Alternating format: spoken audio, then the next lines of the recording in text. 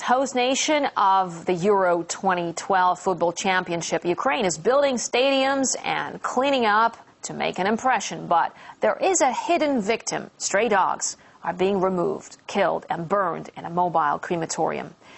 And animal rights activists are so angry they want the tournament taken away. And you may find some of the images in Alexei Rashevsky's report disturbing.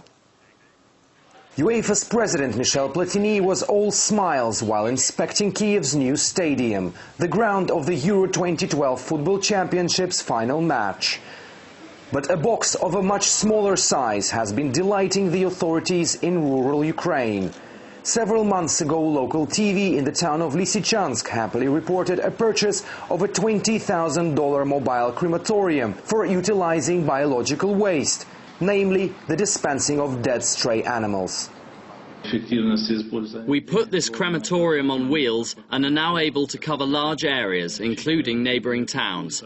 We had many objections, but they all come to nothing in our fight against bites from stray dogs and the spread of infection. Tens of thousands of stray animals roam the streets of Ukraine's cities. In Lysychansk alone, hundreds of residents are bitten by dogs every year.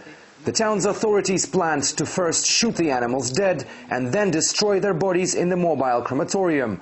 But in reality, it turned into gruesome killings, sparking outrage among the animal protection societies. The locals believe that the dogs are still alive, but we don't have any evidence of what poison is used to kill them, so we cannot say for sure. The only efficient way of regulating the number of these animals is to sterilize rather than to kill them. And we won't stop demanding this happens. In Europe, it proved efficient. Over the past few decades, stray animals practically disappeared there. The animal lovers' outcry had a massive response on the internet. An online petition was signed by almost 200,000 people. Some of them suggesting Euro 2012 should not be held in a country that is so cruel to its creatures. The demand to cancel Euro 2012 is not unexpected.